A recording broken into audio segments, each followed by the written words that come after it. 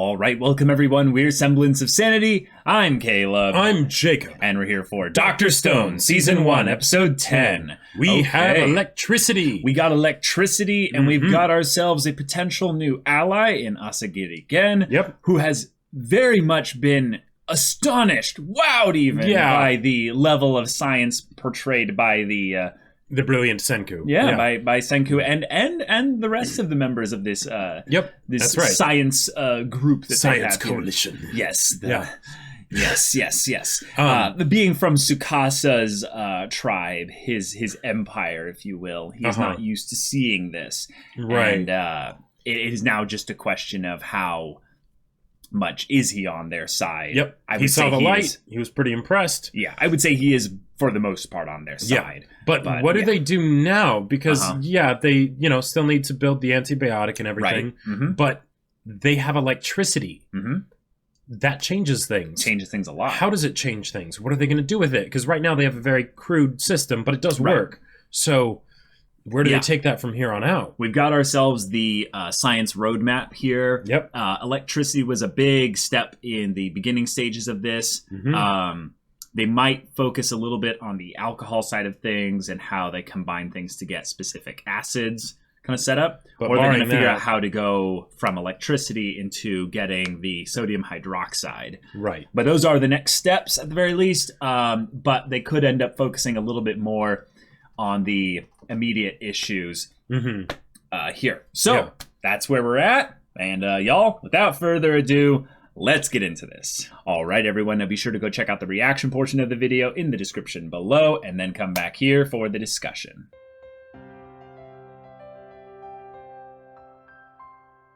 All right, we got ourselves a definitive answer on, is Asagiri Gen a good guy or a bad guy? Is he dead? Is he alive? Is he dead? Is he alive?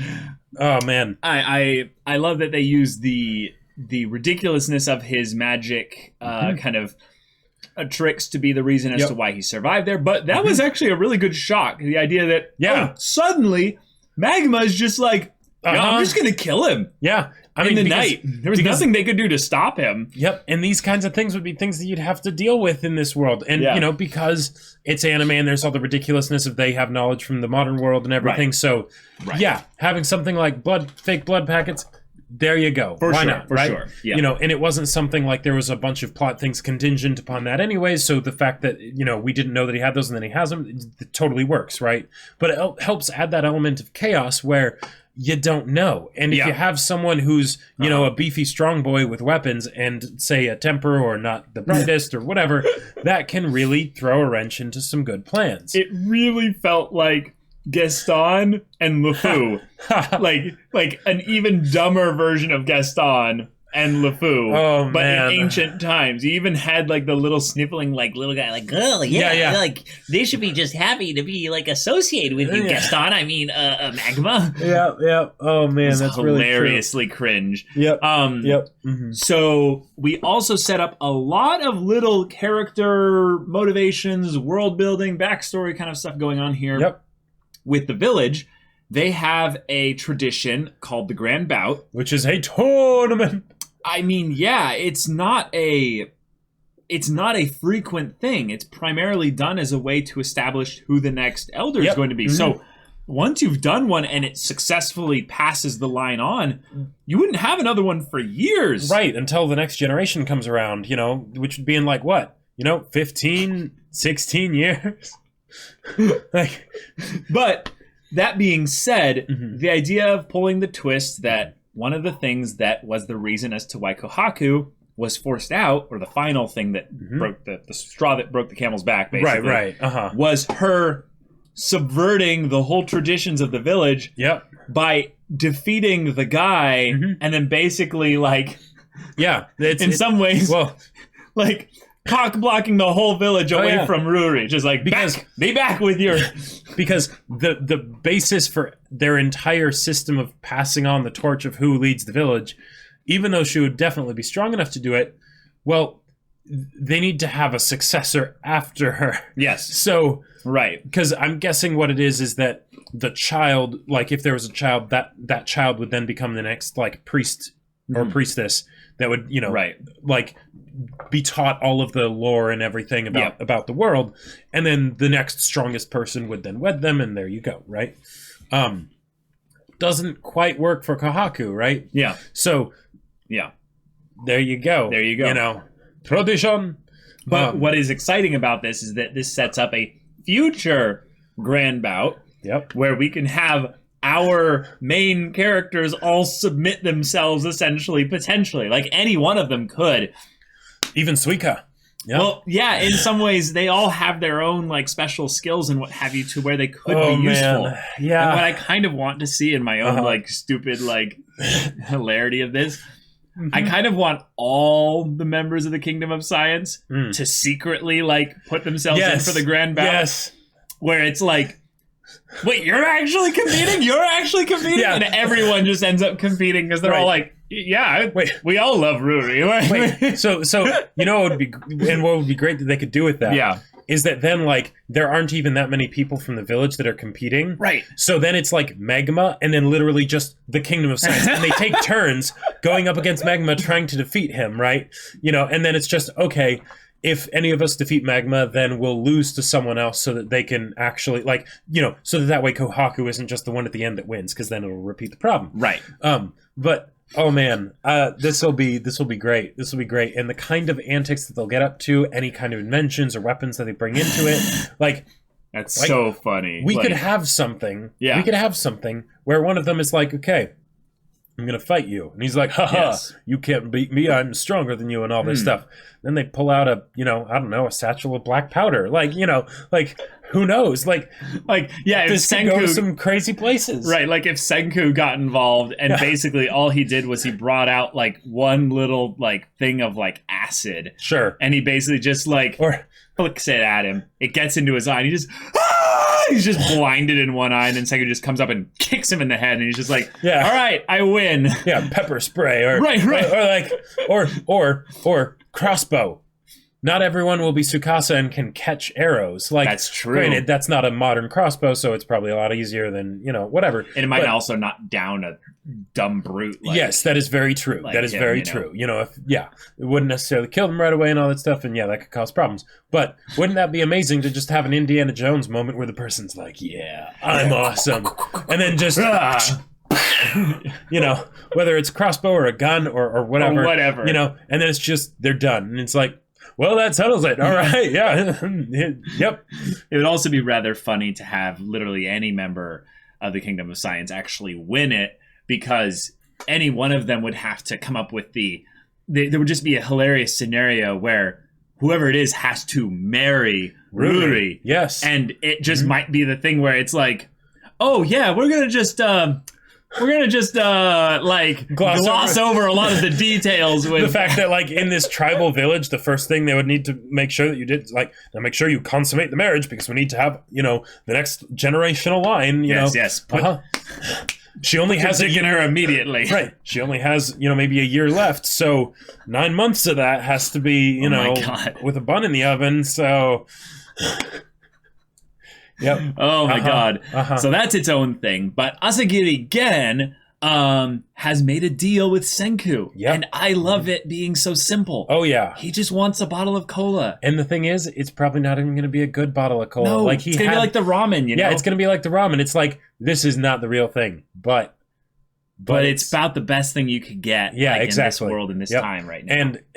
And as Asagiri Gen knows, there's nothing more satisfying and refreshing, and can put your mind at ease in a post-apocalyptic world, than a nice, refreshing, chilled glass bottle of cola. Yeah. Not sponsored. Hashtag not sponsored. Like, yeah, exactly. I would love it if they're not going to do this, but I would love to see them do like the full-on like Coke commercial thing where it's like they have like the ice in the thing, and then they pour it over it real slowly, and you know, the ice starts to crack, and they completely own the fact that a lot of the funding for this anime came from Coca-Cola. Wouldn't that be funny? Because that used to be a thing. Like like tons of anime would have sponsors. Like Code Geass had. Code Geass. Bless Code Geass. Good old Pizza Hut. But like Pizza Hut. That's right. Yeah. Oh man. Oh my God. But that would just be great.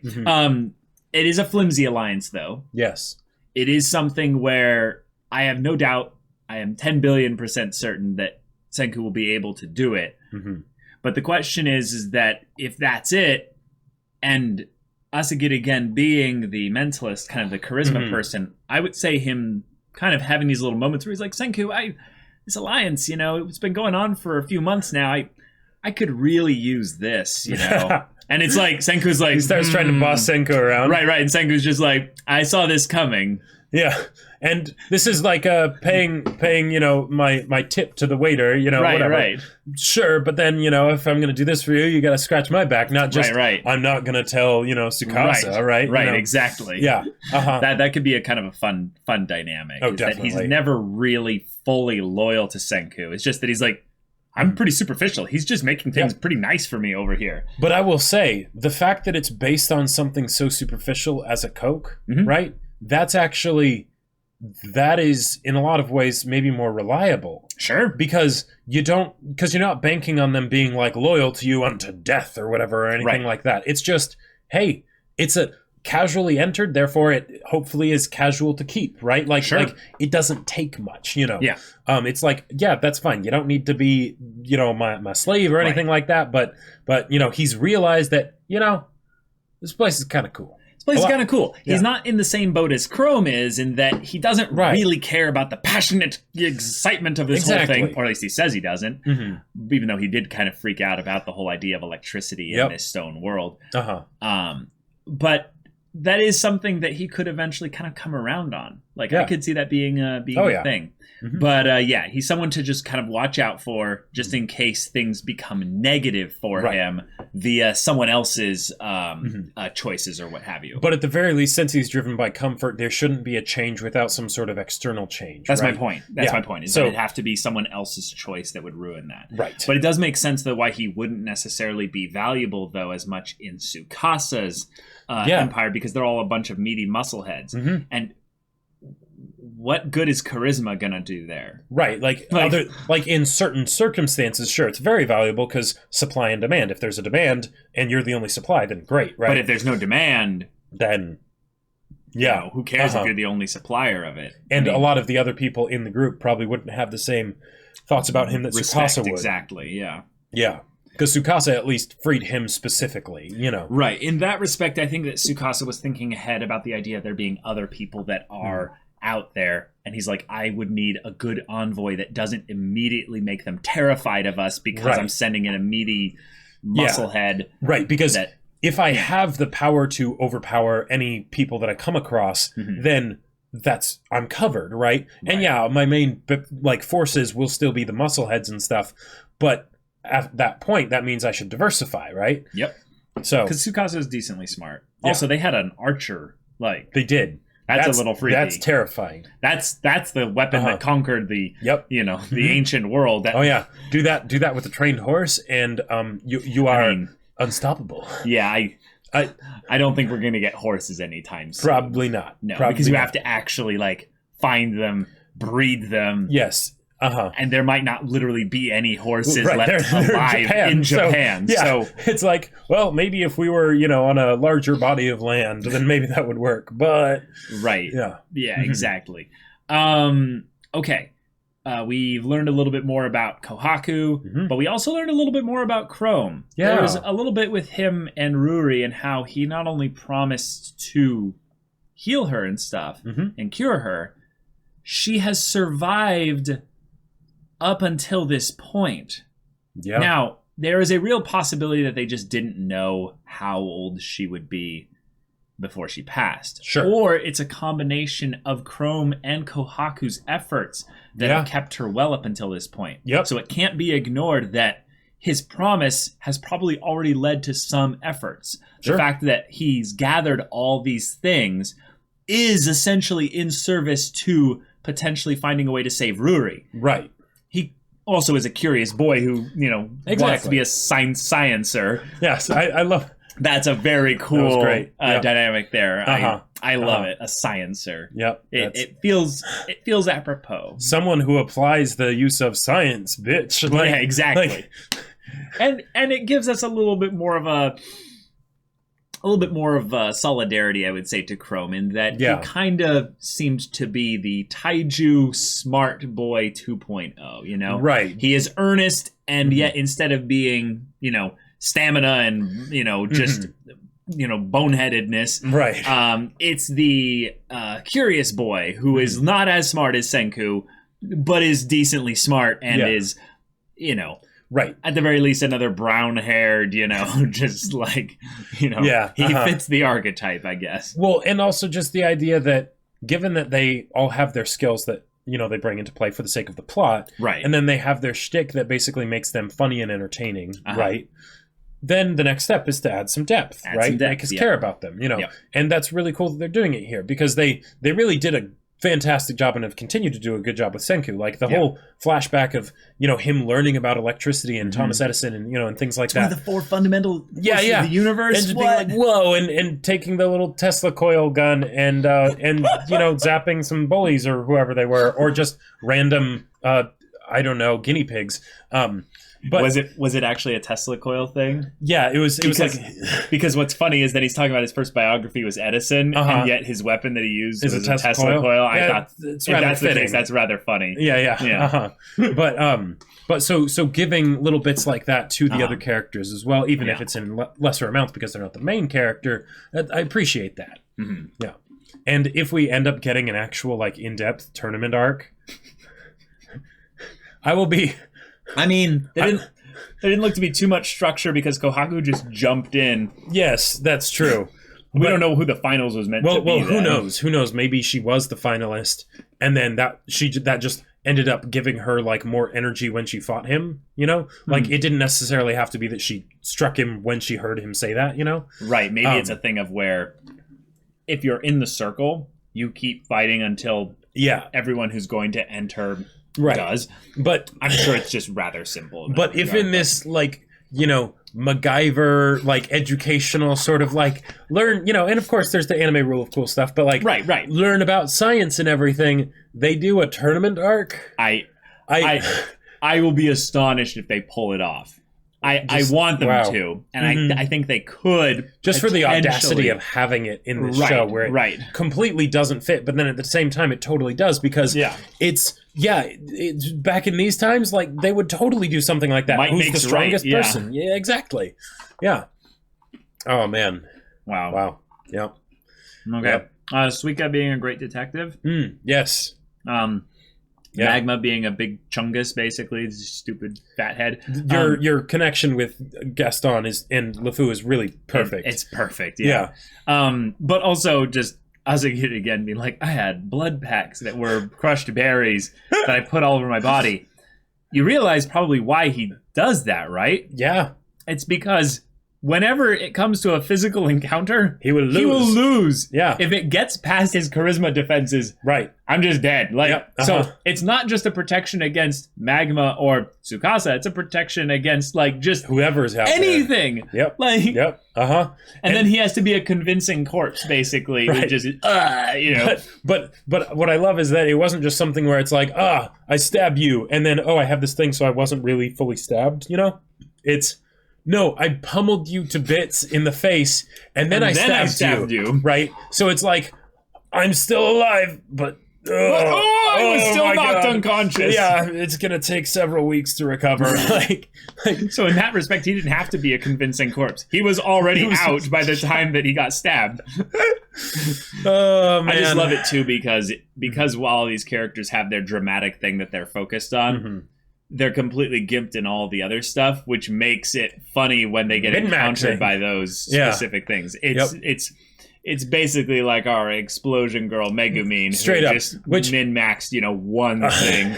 There's a part of me that wonders, like, because the voice actress for Suika sounds familiar. I'm not sure if it's Megumin or someone else. Megumin has a very like specific like voice, so I don't think it's her, but it sounds similar. Maybe it's just because it's a similar like style of character design, kind of.